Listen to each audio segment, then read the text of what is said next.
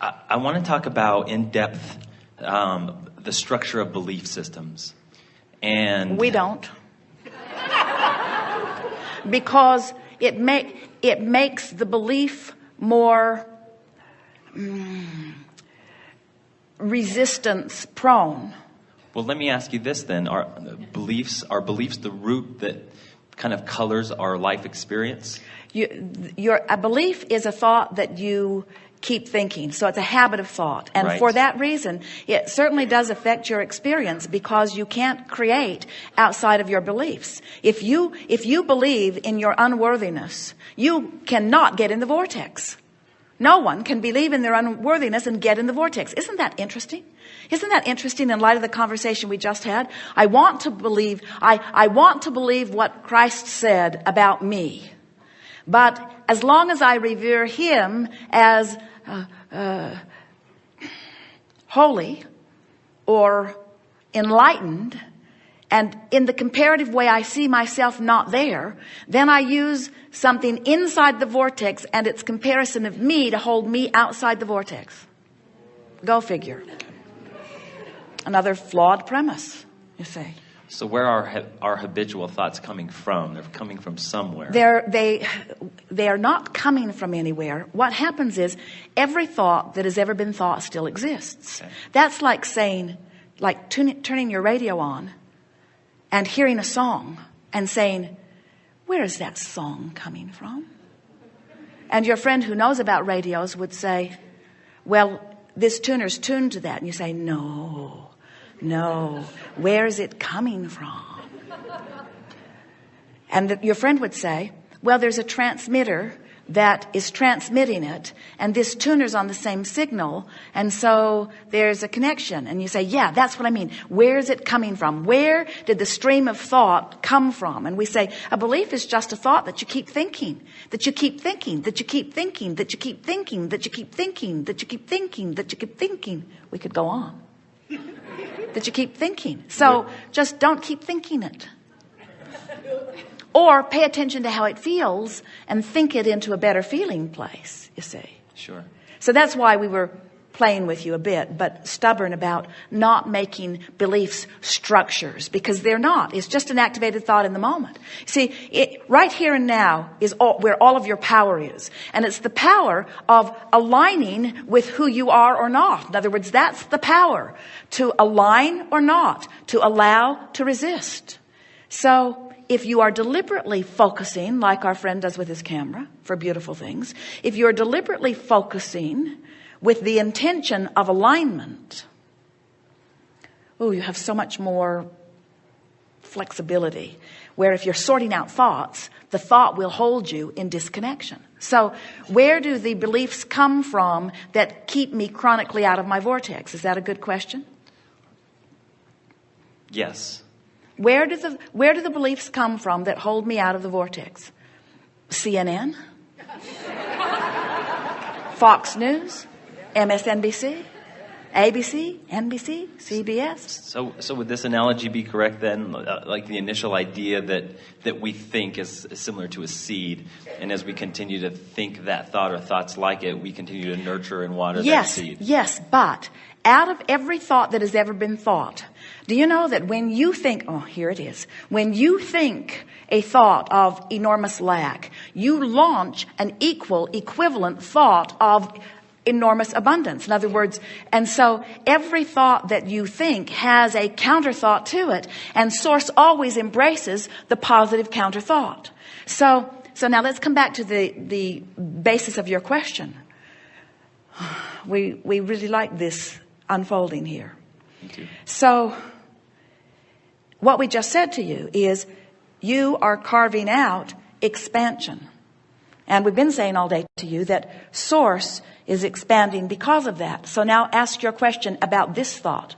Ask your question about where does this thought, how did this stream of thought get there? Through life, through asking. So every thought that's ever been thought still exists. So let's say that there are a lot of people worried about global warming. There are a lot of people worrying about planet in peril. There are a lot of people worrying about financial disasters. A lot of people worrying about a lot of things.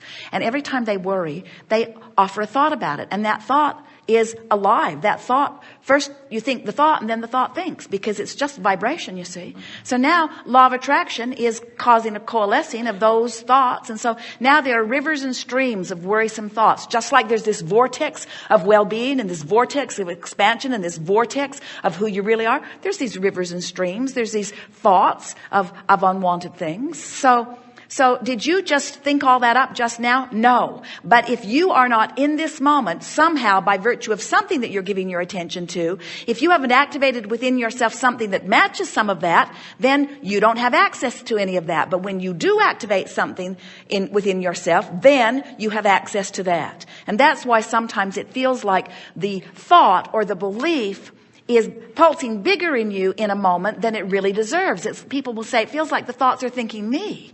And we say, no, you just tuned into them. You tuned into them, but you have a choice in every moment, whether to tune into those thoughts and feel the discord, or to tune into these thoughts and feel the accord, the alignment, you see. Many times it seems as though we fall kind of into an unconscious pattern where you talk about habitual thoughts, and that sometimes it feels like we're on autopilot. Well, you are. All of those words are right, and we only want to interrupt you briefly because we want to hear the rest of that sentence. But that's just lazy. Right, exactly. It's creating by default. In other words, and what it really is, it's enduring my emotions, which are telling me that I'm doing that. And it's just putting up with being ornery, or putting up with it. And so that unconscious pattern. But let's not call it unconscious, because as long as you're feeling emotion around it, it's big enough. If it's big enough that it's giving you an emotional response, it's not unconscious. And if it's so small you're having no emotional response, it's not a player anyway.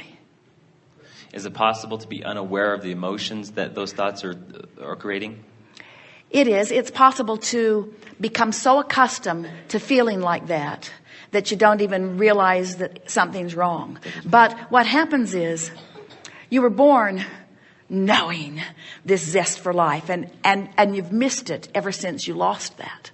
And every now and again, something wonderful will distract you, and you'll feel it, and then you'll long for it again.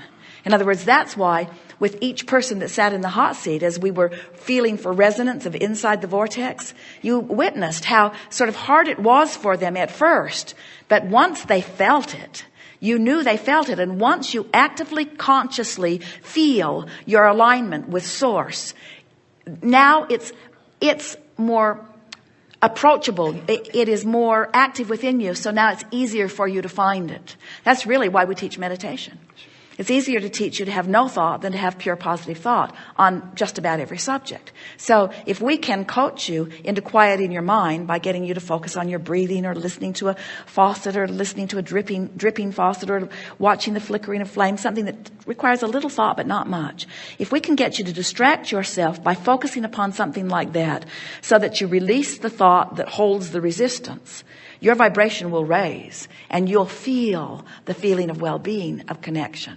In other words, meditation is a process that takes you inside the vortex.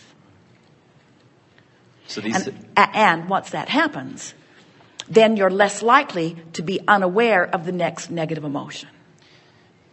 And that's why all of our power is in the now. Yes, because right now you can focus into or out of the vortex, into alignment or out of alignment. Which takes us in a closer, direction. closer, further. Got it. And you can feel, even with some of the conversations we had today in the hot seat, you saw how people are sort of practiced at arguing for their limitations. But it never feels good, and we don't let any of them get away with it. So belief, you say, is a thought you keep thinking. Just a habit of thought. Habit of thought. And when you continue to think a thought, more thoughts that are like it attract to it. Yes, so let's back up a little bit. So a belief is just a thought you keep thinking. So when you think a thought for as little as 17 seconds, now it kicks into higher gear and another thought like it will come. And about then, you're starting to feel something around it. But if you aren't, don't worry. Another thought like it will come, until with as little time as 68 seconds, now there's enough momentum with that thought that you're having an experience, an emotional experience, because the relationship between who you really are and who you're being in this moment is now kicked into high enough gear that you can feel it. Now, when that happens, no matter what, at all times, whatever you're living in a moment, and what you're feeling is certainly part of what you're living, whatever's going on in any moment is an indication of the mix of those vibrations. So your vibrational indicator is what's manifesting.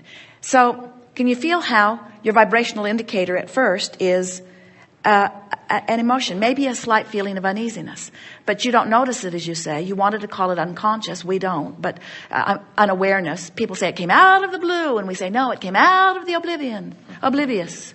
In other words, you're oblivious to the way you're feeling. So you feel a little uncomfortable, but you're used to it, so you let it stay, and you stay focused. Well, when you stay focused, you just launch more rockets, and as you launch more rockets, the vortex calls you in a stronger way, so now the emotion is kicked up a notch, and let's say you still don't notice it. So you still don't notice it, you still don't know what's going on, but the discomfort causes you to ask still further until the stakes just get higher and higher and higher. But let's say that you're so accustomed to thinking thoughts that don't feel good, and you live in a world where so many people do it, where complaining is the mode and blaming is the mode, that you almost feel like you're like goofy if you don't complain, because almost everybody is. And so you keep doing it even though it doesn't feel good. And you keep doing it even though it doesn't feel good.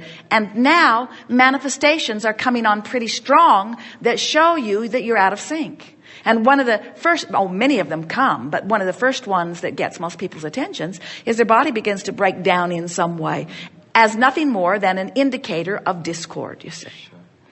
So it doesn't matter at what point you become consciously aware that you're out of whack. One of the things we love about these seminars is once you attend something like this and listen to us harp on and on all day about being in the vortex, you'll never, we promise you, ever be out of the vortex again and not know it. You will never, none of you ever be able to be, as our friend is describing you, as unaware of what your vibrational mix is. And that's such a good thing. People often say, Abraham, is it normal for all hell to break loose in one's life when they begin doing this work? And we say, yes, because you're going to become aware of where you stand in relationship with who you are, you see. And until you are aware of that, you can't consciously do anything about it. So belief is a thought you keep thinking, and more thoughts like it will be attracted to it. The thoughts then create emotion, correct? The emotion is... Let us back up just a little bit and say there are many thoughts you keep thinking and beliefs you hold that are inside the vortex beliefs. In other words, all beliefs aren't bad beliefs. So when a belief is activated and it's in alignment with what you really know and who you really are, now the emotion, because there's no separation between you and you, feels like joy, love, appreciation, vitality. So the emotion is the indicator of the mix of vibration. The emotion indicates the mix of vibration between me and me, who I really am and who I am as I think this thought. For example, Source adores you. When you're mad at you, big conflict. Source adores others. When you blame them, big conflict. Source knows who you are and all that you've become. When you doubt that you can do it, big conflict. Source has seen your abundance. Source knows your vibrational escrow. When you worry where it is or wonder why you don't have it, big conflict, negative emotion.